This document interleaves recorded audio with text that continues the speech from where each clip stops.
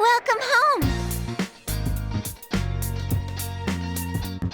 With Persona 4, Atlus started to find its footing with how they want to handle the Persona games going forward. As such, the discrepancy between Persona 4 and Persona 4 Golden hasn't been as open-ended of a discussion as with Persona 3. Golden has been the widely regarded version to play, and with good reason, with its additional content, and especially now being accessible on modern platforms and PC. The original game does still hold up though, and there's still a few aspects to the PS2 version that remain unique to it, as we'll see as we'll cover the story, content, gameplay, visual, and audio changes. Special thanks to my patrons and YouTube members for their continued support, and to the Persona modding community once again with extensive assistance on this video with consistent feedback from everyone here, as well as their documentation and archived Golden saves. We're also going to be opening on the localization, which will be a brief summation that just scratches the surface of the most standout aspect, but if you're interested in hearing more about Persona 4's localization under a critical scope, the info present comes from Nenaline, who you can listen to talk about the game in these videos by Fither. Persona 4's localization was a notable step up from 3's, which was impressive considering that, as stated in an interview, while Persona 3 had a localization time schedule of over a year, Persona 4's was localized in only a couple months by 4 translators and 4 editors who came onto the project within those months. While the localization turned out stellar given the time frame, Teddy is worth bringing up since he's a difficult character to adapt outside of Japanese. Teddy's design resembles Japanese mascots and mascot costumes and their prevalence in Japan's media. This is why in Japan he has a vocal tick where he adds kuma to the end of sentences in some words. とにかく君たちは早くあっちに帰るクマ。最近誰かがここに人を放り込むからクマ迷惑してるクマよ。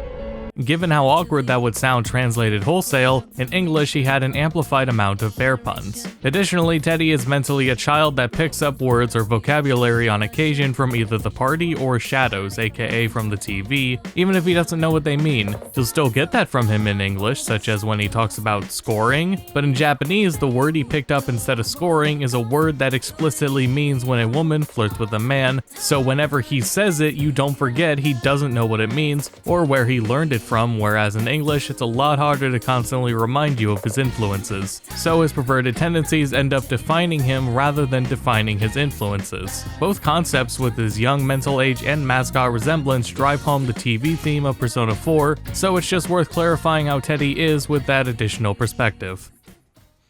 Persona 4 Golden extends the game into a third semester accompanied with new outfits and a ski resort vacation, as well as new social links for Adachi and the new character Marie. There's also a new dungeon and epilogue that you'll want to complete Marie's social link for, and there's a new bad ending. There's a handful of new scenes, animated cutscenes, and events from big to small, such as a fireworks festival, Halloween at Juness, and a concert. You also get scooters which enable you and others to go to Okina City, Shichiri Beach, and hang out with your friends at the hot springs or beach, offering new gameplay features that we'll cover. Other new activities include gardening and bug catching. You can also spend New Year's and Valentine's Day with someone. TV listings were introduced, which is a bonus gallery that unlocks as you progress through the game, with a short forecast on the overlay too. This includes live performances, lectures from Itogawa, rewatching animated cutscenes, replaying the ending, concept art with commentary, music player, commercials, and trailers, and there's a quiz game show hosted by Teddy. The Japanese and Korean versions have unlockable interviews with the Japanese voice cast, though these were cut overseas. New features of combat include tag team attacks, cavalry attacks from inactive party members, and Rise contributing to all-out attacks. New difficulty options include very easy and very hard. Golden also lets you change difficulty mid-playthrough on New Game Plus with a whole array of options to tweak. Shuffle Time on PS2 presents you with Persona, blank, and penalty cards to pick from in a roulette fashion, but in Golden you simply pick from the offered cards. Arcana Chance on PS2 could happen at random, and it would present an Arcana card that could either have a positive or negative effect. Some of these effects range from upgrading a random Persona skill to HP or SP recovery, to temporarily more player advantage, full map reveals, or increased money or XP. In Golden, effects such as those are simply selectable among the cards and are all positive. However, Golden also has cards that will enable you to draw more than one card at a cost of a negative effect, which ties into the sweep bonus, where if you draw every card, you'll guarantee a shuffle time after the next battle, along with more draws right away. Shuffle time stat cards in the base game would increase the stat of your equipped persona, but without telling you at the same time decrease the stat of a random persona, but this no longer happens in Golden. Some spells had their SP cost reduced, and medicine now heals for 100 HP instead of 50. Before we go deeper into balance, we need to address an original PS2 oversight that turned into a localization oversight. So while Persona 3 had 3 types of physical attacks, Persona 4 consolidated them into a single type that's just Fizz. This consolidation meant rebalancing skills too. While the skills from 3 that are in 4 had their descriptions correctly updated by replacing Slash, Strike, and Pierce with Fizz, a lot of those skill descriptions were not correctly updated to reflect the balance changes to them. We know it's an oversight because Atlas corrected the descriptions in Golden in Japanese, but the localizations were not updated, so a lot of physical skills in every English version of Persona 4 are not correctly labeled as light, medium, or heavy, severe, or even some constitute being considered colossal. Now, is that really a big deal? It could be, though comment below if you've played Persona 4 and have ever noticed a discrepancy between certain skill damage and their descriptions. Many enemies and bosses had their movesets, weaknesses, and resistances tweaked and rebalanced to compensate, so some strategies that worked in one version won't work in another. So for example, Shadow Yukiko is now weak to ice. However, she'll cast White Wall on herself after being hit by Bufu, but her Charming Prince is weak to electricity now instead of ice, so she won't White Wall him anymore. Your party members had their skills and stats rebalanced. Before, they could only earn skills via leveling, excluding Risei, but in Golden, skills can also be obtained from social links and from taking trips together on scooters to either the hot springs or beach, where they can also remember older skills too. Though instead of skills, Risei will get buffed all-out attack damage. Your team can also now get a third tier of personas during the third semester, which come with unique skills that parallel some of Persona 3's fusion skills. So for example, Chie now gets Apt Pupil at level 33, where before she'd get Bufula, which she now gets from rank 8 of her social link. Other skills she now gets are Adu Tarukaja, Rebellion, Revolution, Evade Fire, Hama, Mind Slice, Hama On, Tetra Break, Bufudine, and for her third tier persona's unique ability, she gets Dragon Hustle, which has the effect of Heat Riser but as an AoE. The general balance between your party didn't drastically change, but we'll look quickly at each party member. Naoto had the largest changes out of anyone, not only because Megadola and Megadolon cost less SP, but because Naoto gets single target magic that generally costs less SP on top of Invigorate. Other notable skill changes include Yukiko getting Mind Charge, Divine Grace, and Amrita. Kanji gets Regenerate 1 as well as Power Charge, making him the heaviest hitter among your party members. Risei doesn't start with full analysis anymore and has to get it from social rank 3, but she has many new battle buffs that can be randomly procced alongside strong abilities like protecting the party from fatal AoE attacks, reviving the protagonist, better weakness scan and complete analysis, and more potent HP and SP regen after battles. Teddy actually gets physical skills as well as Recarm and Maracunda, and universally, protecting you from a mortal blow now requires social link rank 9 rather than 1. With the rebalancing, some party members' ultimate personas do not lose their weaknesses anymore, but they do now get a skill for evading their weakness. Before, dungeon layouts wouldn't reset upon leaving, so you'd have to pop into another dungeon and come back to reset it, except for on the last day where they'll reset upon simply leaving the dungeon. In Golden though, floor layouts reset every floor change. Risei will also offer you shortcuts to whatever floor exits you found on the current floor. She also lets you freely select someone to talk to now. The Reaper is easier to explain backwards. So in Golden, after opening 21 chests, you'll hear the chain sound of the Reaper, indicating it could be in the next chest on that floor, and if it is, you'll get multiple warnings. If it's not in the next one, you'll have to open 21 more chests again. On PS2, the Reaper only appears in New Game Plus, appears in a chest seemingly at complete random, and has no chain sound indicator, but at least has a warning. The battle on PS2 also plays the regular battle theme, while in Golden it's a boss theme. Persona memory can now be toggled off to keep a consistent opening persona, save points were removed from the top floors of dungeons, and buffs and debuffs can now be extended. Alongside fusion formulas changing, new personas were added for the Aeon and Jester Arcana. When fusing, you now choose which skills are inherited, so no more spending minutes of repeating this just to get the skills you want. Additionally, Marie provides the new skill card compendium for you. Fusion search was added using personas you're currently holding, which also identifies fusions affected by the forecast. And personas outside of the unique fusions and rank 10 personas are also visible in the compendium as question marks. Before at night, you had a limited selection of options like part-time work, meal prep, social links, and fishing, but in Golden you can also now explore at night for a few more activities like spending time with social links. One of the biggest nightly additions is that Shiroku changes to a pub offering part-time work, and, more importantly, dozens of new weapons for trade. You'll trade for them with gems, which are new drops from monsters, and thus that changes up what monsters in Golden drop. There's also new gag weapons obtained via fishing. The new weeks also mean more Tanaka's commodities in January and February, as well as some prior missed weeks before thanks to being able to call after Sunday morning. In Okina City you can buy cosmetic costumes, some of which have unique animations and voice lines to go with them. Not bad, huh?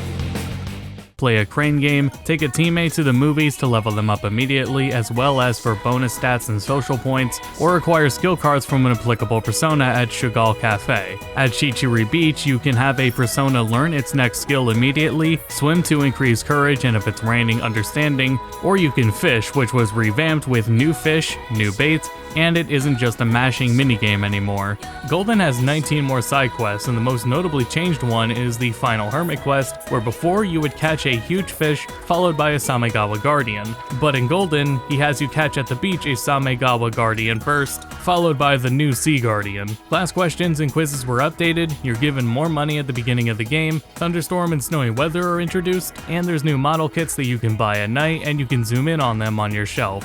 Rumble obviously had to be dropped, though achievements were added, network features were added to see what others did on that day, which personas people were fusing, and send an SOS in dungeons to receive potential HP or SP recovery from other players. Menus are notably faster and snappier, you're prompted to save much more often between events, you can fast travel to the shrine, which you now actually get to walk around at, you can fast forward through dialogue, there's a text log you can check during conversations, damage that resisted is now indicated on attack, and icons for requests now appear above people's heads. Flying or floating shadows from the original game are not present in Golden, though rare shadows that are hands do show up and they do run away like hands do. And while the vanilla game had an infinite XP trick in the end, Golden prevents it from being infinite and on top of that adds an XP cap. While Persona 4 on PS2 runs at 480i 30 just like Persona 3, Golden on Vita renders at 840 by 476 at 30 FPS, with the UI rendered at 960 by 544.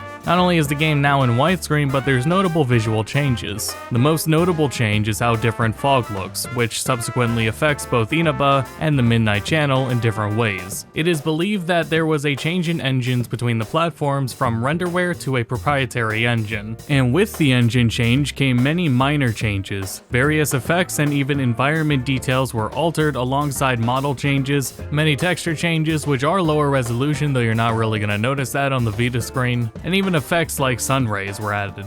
But thanks to Brawler, a modder for Golden, efforts to replicate the PS2 version's fog on PC, and even through testing the mod on the Vita version, we know that Persona 4's fog change was not based on the change in hardware, unlike games like Silent Hill or Metal Gear Solid 2. So it was possibly done for clarity's sake on the smaller Vita screen, or possibly to offer more contrast to take advantage of the Vita's OLED screen. It could have also just simply been an artistic choice. The Vita could also handle the motion blur, and we'll see that was retained. The UI was tweaked for the handheld as well and features new elements and an updated loading icon. Chie and Teddy were recast with their voice actors from the anime, and this gave them the opportunity to take Chie's line delivery in a more accurate direction. 一日中一人って考えてみたら寂しいよね。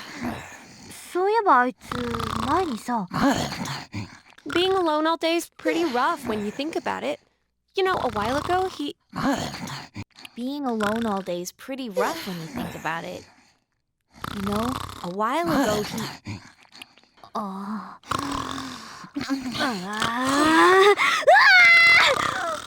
もうやだ! Yukiko, 逃げようよ!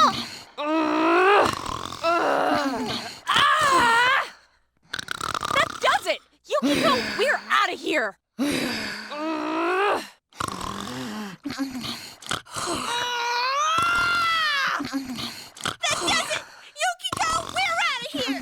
Kanji was recast after the start of the anime, so for Golden, nobody else in the cast changed besides Chie and Teddy. There's also plenty of new music for things like the new scenarios, the third semester, nighttime, battle music, and the new opening. Additionally, both voices and music are much higher quality than their PS2 counterparts.